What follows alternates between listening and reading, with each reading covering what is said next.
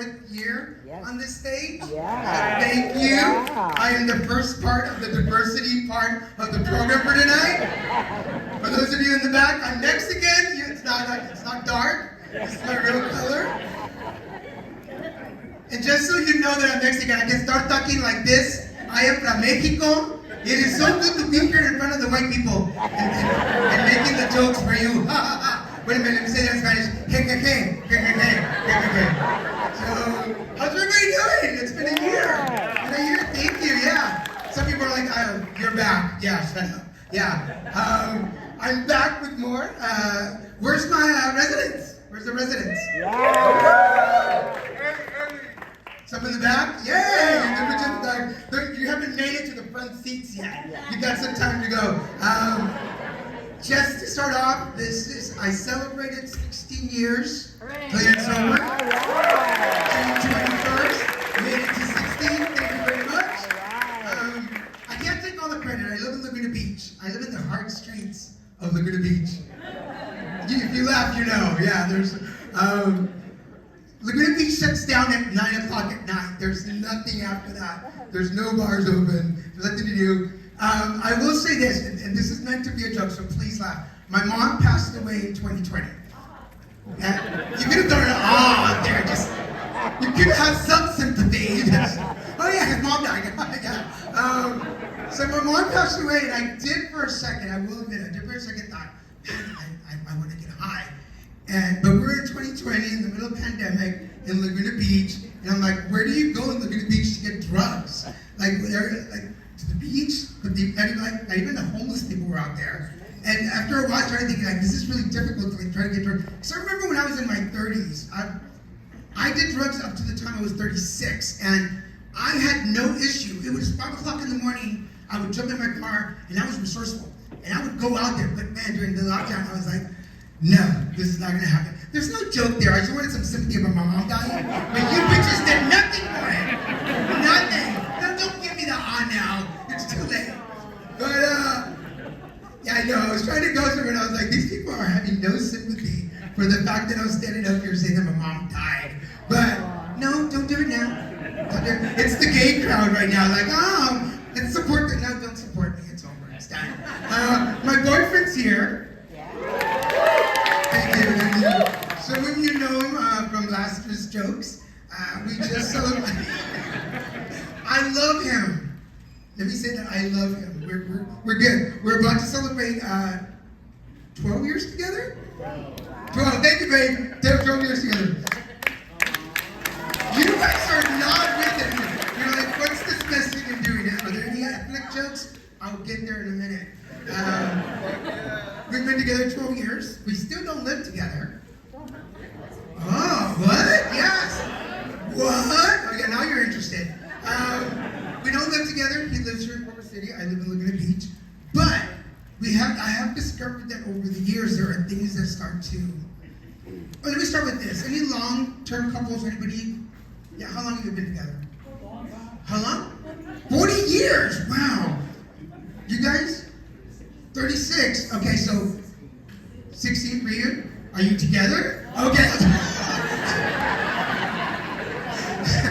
He's like, I stalked him for 20 years before we got together.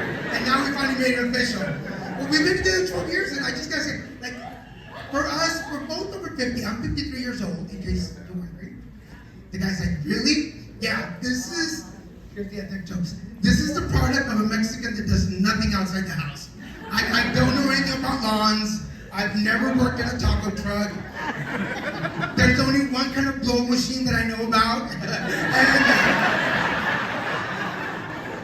And I'm very expensive. But, get back on track, people. Get back on track. Focus, yeah. I started thinking about blowing, and I was like, hey, babe, let's blow this joint. Not all of you, not all of you. Some of you may not enjoy it. So we've been together 12 years now, and we've discovered that at over 50, there's a lot of things that have become love sounds that are different. If you've been together for a long time, you know this. You don't need to get all hot and steamy. Just hearing your partner moan on the couch next to you is a turn on. He's still alive. He did it. Yeah. No, love sounds are when you're taking a nap next to each other and it's 4 o'clock in the afternoon, because that's what we do when you get old, and you hear your partner get up and it sounds like a xylophone, right? She laughs because she knows, you know. Your bones, okay, for the younger people, your bones start cracking. Where's the millennial? Aaron, when you get older, your bones start cracking. That's what happened. I feel like we're not going anywhere with these old people jokes. So let's take a switch. You people are not working with me tonight. Let's go back to, where's our residence? Those are my jokes. Thank you. When I went to rehab in Dickinson, Texas. Dickinson, Texas, for those of you that don't know, is anybody from Texas? Anybody from Texas? No. One person. Yes. They only let out so many of us out of the state. Back in Dickinson, Texas, 1/3 of the city was crack houses. The other part of the city were rehabs, and the other part of the city were the people that worked in the city to maintain all the rest of us. My first sponsor. So just in case anybody wonders, I'm gay. We got that covered, right? Okay. Our first sponsor was 6'2", big white guy, redneck. Yeah. It was exciting for a little bit. He was 6'2", white guy, redneck, homophobic, racist, and the only reason we got paired up is because I was a kitchen manager, and I had to get up early in the morning to make sure breakfast was ready. And he got to go to work, so he would wake up with me. And he said, for the residents, you'll know, so we got to go home for the weekend. But the only way you could go home was if you had a sponsor. For everybody who doesn't, you need a sponsor, right? After the second week, he's like, do you have a sponsor? I'm like, I don't. He's like, why not? I'm like, I haven't found anybody I like. So we kept talking for another week, and we woke up, we got coffee. Under his breath, it was always like, queer. And I was like, he really doesn't like me. For anybody, those are negative words, even in Texas. And he finally became my sponsor.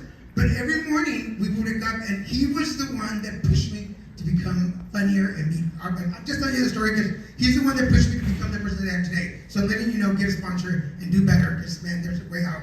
But I want to know what the trade is now with chocolates. Anybody jealous on chocolates? Anybody? Yeah, chocolate. Chocolate. What's your favorite? All of the milk chocolate. Milk chocolates. Back when I was in rehab, the favorite things to do was trade chocolates. We would go out. The ones that we got to go out for the weekend, we would buy the big box and the big bags of the mini chocolates. We would trade them in the rooms. I had a story. I'm telling you because I had a story and I was going to focus on the story, and then I kind of completely lost it. But anyway, guys, let me refresh a little bit. How's everybody doing? ¿Cómo estamos todos? Thank you. I was going to go on a story, and then when you guys didn't laugh, you completely threw me off. I'm going to be honest. So I'm going to tell you another story. I just got. Come on.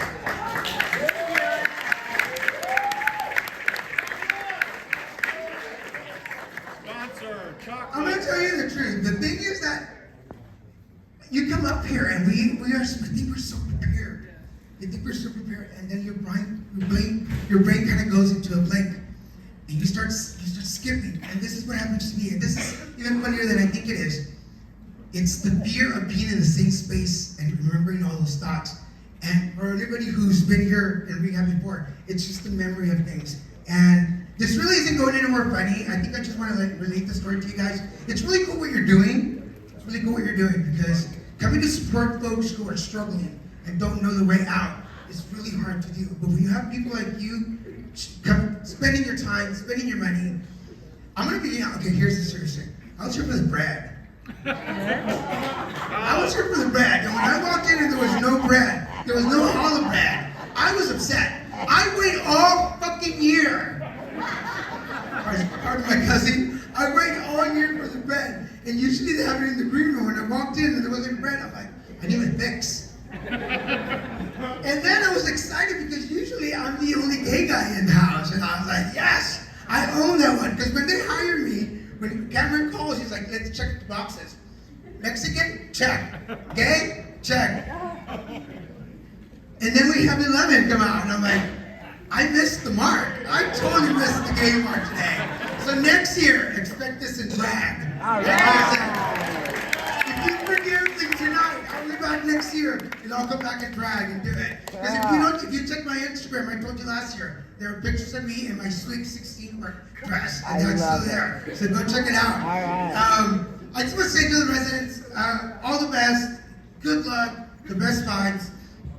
16 years, going on 17. For everybody here in Cameron, thanks for inviting me. Keep laughing, and we'll see you next year. All right.